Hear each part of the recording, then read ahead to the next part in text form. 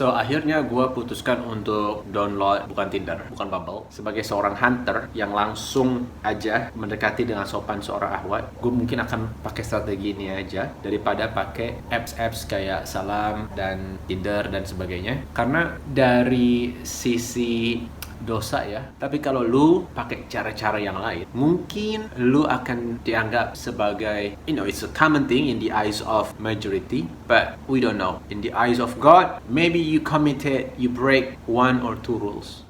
Jadi kemarin gue ada cerita lah sama teman deket gue. Beliau seorang dosen yang sekarang lagi ambil PhD di University of Malaya, dan diberikan beberapa nasihat serta tips and tricks supaya bisa dapat pasangan hidup lebih mudah dan lebih efisien. Dan beliau menyarankan gue untuk coba aja pakai matchmaking app, dating app yang sangat common kayak Tinder, Bumble, dan lain-lain. Meskipun beliau akui beliau belum pernah pakai itu karena kayaknya aplikasi tersebut belum ada ya waktu beliau masih bujang. Dan beliau menekankan untuk mengedepankan kelebihan gue dulu, baru kekurangan. Kayak berapa gaji gue di sini yang memang cukup besar, bahkan 5 kali lebih besar dari UMR Jakarta. Barulah setelahnya diinfokan kalau gue adalah seorang duda yang sudah gagal nikah 2 kali, gue juga punya anak dan seterusnya. Beliau juga menasihati gue untuk tidak terlalu rinci menjelaskan why I failed my previous 2 marriages, buat general mungkin tapi tetap secara jujur. So I was quite persuaded to try this Tinder app, Bumbles dan sejenisnya, because to be honest, using the ta'aruf service website kayak Mawaddah, Biro Jodoh, Rumah Show, in terms of effectiveness memang mereka kalah jauh lah dengan Bumble dan Tinder atau sejenisnya, karena tidak instan kan. Kalau Tinder dan Bumble kita langsung bisa lihat fisik lawan pasangan kita, dan this is probably what many men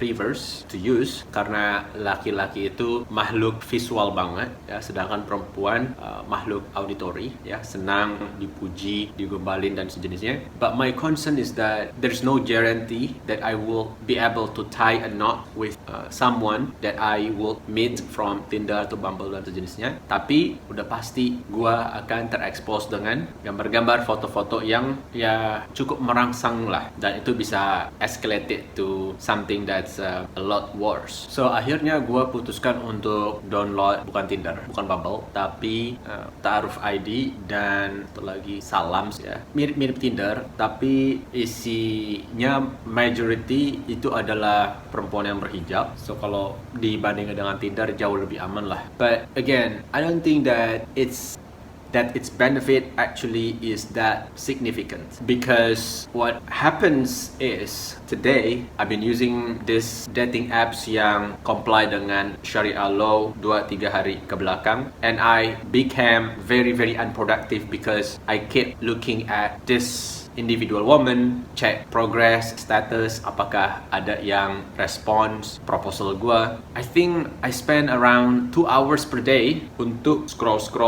swipe, yang mana ini nggak gue lakuin waktu gue fokus ke layanan ta'aruf kayak Mawaddah, Biro Jodoh, Rumah Show, karena memang nggak so-convenient apps kayak Tinder gini kan. Now I am in the middle of a dilemma whether my focus is to land on the marriage as soon as possible dalam beberapa bulan ke depan, tapi mungkin konsekuensinya adalah I would have spent a lot of time checking progress, status, apakah ada respons, balasan, atau gue balik ke strategi awal, pakai aja layanan yang menurut gue hampir pure following Sharia law, yaitu layanan Mawaddah, Rumah Show, Biro Jodoh, tapi dengan probabilitas untuk menikah dalam waktu dekat itu sangat-sangat kecil, karena memang prosesnya yang lagi-lagi tidak instan, tidak cepat. So karena gue baru pakai ini 3 hari, mungkin gue akan coba tunggu dan monitor sampai 7 hari ke depan. Kalau memang betul-betul jauh lebih banyak mudorotnya, yaitu terlalu banyak waktu yang gue luangkan untuk apps ini, I think somehow I also committed the sin by wasting time, and probably it's as sinful as looking at immodest woman, aurat yang menggoda. Don't get me wrong, I like it, alhamdulillah, karena gue masih normal, but it's just that I don't know, feel bad looking at those things. So gue juga sebenarnya punya alternatif lain, yaitu untuk menggunakan cara super konvensional. Jadi gue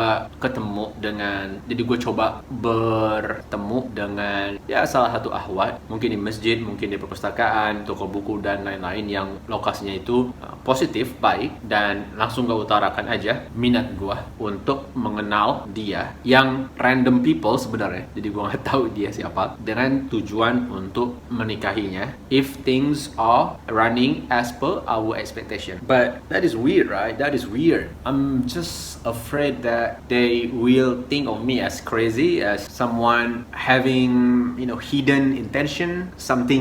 Something in disguise that they just couldn't figure it out. What is it? Mungkin penipuan, scam lah. Dan gua sampai tanya ChatGPT apakah prasangka gua itu benar, dan jawabannya adalah it depends katanya. Kalau gua coba approach perempuan akhwat ini dengan sangat sopan dan tahu aware dengan kondisinya memang memungkinkan, maka itu sah-sah aja. Jadi jangan juga terlalu random kayak lu ketemu perempuan di LRT terus langsung lu tembak gitu. Put yourself in their shoes, right? Lu sebagai seorang lelaki pun kalau ada perempuan yang tiba-tiba nembak lu akan merasa what the heck is going on with this woman? Something's wrong, ya kan? So context matters. Dan gue juga udah konsul sama emak gue apakah kalau gue langsung nembak seseorang itu strategi yang baik. Dan emak gue sebagai seorang perempuan, dia bilang ya sah-sah aja. Sebenarnya gue udah dapat validasi bahwa it's just alright, tapi yang bikin gue tetap mengganjal dan worried to realize it adalah karena salah satu mantan gue pernah dia nggak digodain juga sih, pokoknya dia marah-marah ke gue karena ketika dia lagi main sama anak gue di taman, dia ditanyain, ada abang ke udah punya suami belum. Jadi dia marah, gue juga gak tahu kenapa marah, mungkin karena gue gak nemenin dia ke taman. Gue lupa saat itu posisinya gue lagi ngapain, mungkin gue lagi kerja ya, dan udah start kerja dari rumah. So itulah yang bikin gue punya precautionary ini. Kalau gue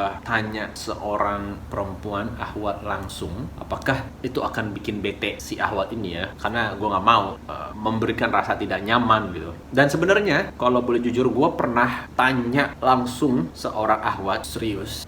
Jadi dia ini kayak penjaga Alfamart lah. Kalau di sini ini KK Mart. Dia akhwat pakai kerudung, parasnya paras Chinese, jadi putih banget. Gue tertarik, gue udah coba observe dia selama 1 minggu, 2 minggu, lalu gue beranikan diri gue. Yang ternyata singkatnya dia bilang dia udah tunang, maksudnya udah tunangan. Dan betapa malunya gue saat itu, gue langsung buru-buru cabut dari KK Mart, and that is the place I will never set my foot in anymore. Tapi ya gue nggak melihat perempuan itu merasa jijik ke gue atau kesel. Dia plain aja sih, cenderung sopan, bilang saya udah tunang bang, atau saya udah tunang. Very straightforward. Kayaknya sih jujur ya, karena jawabannya kayak gitu gimana sih? I don't know. The point is, gue agak ragu-ragu untuk mencoba strategi itu. Jujur kalau gue punya keberanian sebagai seorang hunter yang langsung aja mendekati dengan sopan seorang akhwat, gue mungkin akan pakai strategi ini aja daripada pakai apps kayak Salam dan Tinder dan sebagainya. Karena dari sisi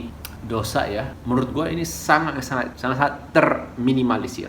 Ya selama setelah lu mengutarakan perasaan itu dan katakanlah outcome-nya adalah baik, proses selanjutnya juga tetap dilakukan dalam lingkungan yang memang di-approve oleh syariah. I don't know, let us see a few days ahead, few weeks ahead. Tapi gue udah mulai berencana untuk ngapus aplikasi ini lagi karena I wasted too much time. Gue sangat-sangat tidak produktif. Dan sisi negatif dari strategi yang lu langsung tembak perempuan begitu aja adalah the feeling of being embarrassed. The embarrassment is real, the shame is real. I get that. Tapi mungkin ya, katakanlah skenario terburuknya adalah lu jelek di mata manusia karena lu dianggap orang yang aneh. Katakanlah skenario terburuknya. Tapi kalau lu pakai cara-cara yang lain, mungkin lu akan dianggap sebagai, it's a common thing in the eyes of majority, but we don't know. In the eyes of God, maybe you break one or two rules. So, gue ngomong ke diri gue sendiri, lebih memilih dinilai baik oleh social norms kah? Atau oleh Tuhan yang menciptakan gue, Allah SWT? I don't know. I'm just gonna give you the update later on. So, thank you for watching. Bye.